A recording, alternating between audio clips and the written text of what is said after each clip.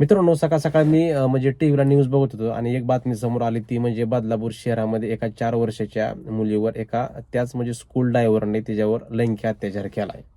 ही सर्वात भयंकर घटना आहे.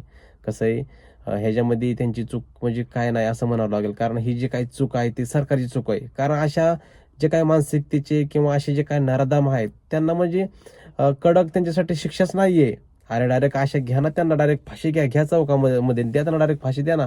तुम्ही हे हे का करू शकत नाही? तुम्ही हे नुसतं म्हणजे बघण्याचं काम काय करतात? तुम्हाला सत्तेमध्ये बसवलंय कशासाठी? जर चुकीचं होत असेल, लोकांवर अन्याय होत असेल, आपलं म्हणजे आपल्या देशातील, राज्यातील महिला, मुली सुरक्षित नसतील, तर तुम्हाला सत्तेमध्ये म्हणजे म्हणजे बसून तुमचा उपयोग काय? तुम्हाला फक्त काय खायला आणि बोलायला आणि टीव्हीवर येऊन हे कराय तुम्हाला ते तिथं बसवलं नाही. अरे तुम्हाला हे राज्य चालवण्यासाठी, देश चालवण्यासाठी तुम्हाला बसवलंय खुर्चीवर. हां? तुम्हाला फक्त बघायला बसवलं नाही. हां? किती म्हणजे सर्वात म्हणजे भयंकर परिस्थिती आहे. 4 वर्षाच्या त्या मुलीने म्हणजे तिला काय म्हणजे हे जग कसं निर्माण झालं, काय झालं, ह्या तिला गोष्टी तिला माहीत नाहीत आणि तिच्यासोबत त्या स्कूल व्हॅनमधील जे काही ड्रायव्हर आहे, हे त्याने हा प्रकार केला. ही खूप भयंकर परिस्थिती आहे. आपल्या देशामध्ये खरंच खूप भयंकर परिस्थिती आहे. सांगायलाच नको. कारण का असे कुठले ना कुठले कसं 4-8 दिवसामध्ये असे कुठले ना कुठले आपल्या देशामध्ये असो किंवा राज्यामध्ये असो, अशी बातमी समोर येतेच. हां? म्हणजे कुठल्या लेव्हलला आपल्या जे काही लोकांची मानसिकता गेली. हां? सर्वात महत्त्वाचं म्हणजे आपल्या देशातील जे काही कायदे कानून व्यवस्था आहे ना, न्याय व्यवस्था, तीच म्हणजे आपली एकदम मंद गतीची आहे.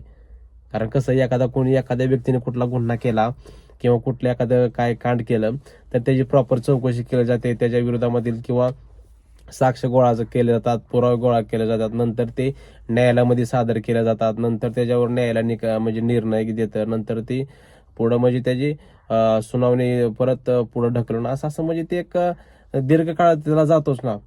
हां. मग कसं आहे, आपल्या देशातील जर लोकाला किंवा अशा ज्या विरोधामध्ये असे जर प्रकार होत असेल, त्याला जर असा जर वेळेवर जर न्याय भेटत नसेल काय, तर मग आपला ह्याचं म्हणजे कुठल्या आपण तोंडाने म्हणणार आहोत, की आपले खरंच म्हणजे हे आहे, आपण सुरक्षित आहोत किंवा आपली न्यायव्यवस्था खूप जलद आहे.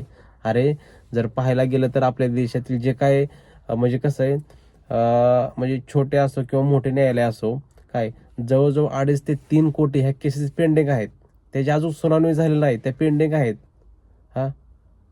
त्याच्यामुळं कसं आहे, डायरेक्ट तुम्ही असे जे काही नराधम आहेत, असे जे काही प्रकार करतात, असे जे काही घटना म्हणजे करतात किंवा असे त्यांच्या मनामध्ये विचार येतात, हां, त्यांना डायरेक्ट भर चौकात आणून त्यांना फाशी दिली पाहिजे.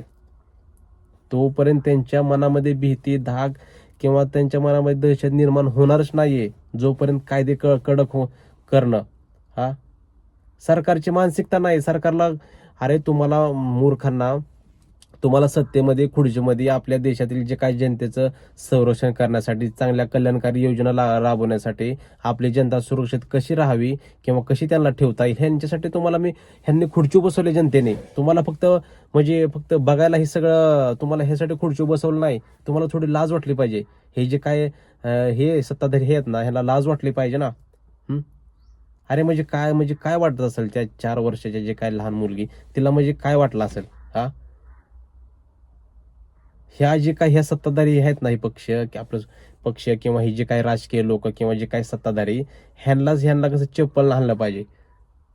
अरे म्हणजे कसं, अरे किती म्हणजे कसं आहे, छत्रपती शिवाजी महाराजांच्या काळामध्ये हे असले प्रकार चालत नव्हते. डायरेक्ट जागेवर त्यांना इन्स्टंटली शिक्षा होती. असे जर प्रकार होतच नव्हते. पण एखादा व्यक्ती जर गुन्हा करून जर आला समोर, छत्रपती शिवाजी महाराजांच्या समोर, तर तो असा थरथर कापत होता. त्याची पॅन्ट वल्ली होत होती. अशी म्हणजे त्यावेळेस परिस्थिती होती आणि तेव्हा आपलं ते राज्य होतं. तशी तेव्हा परिस्थिती होती. पण ते सध्या आता उलटं झालंय सगळं. हां?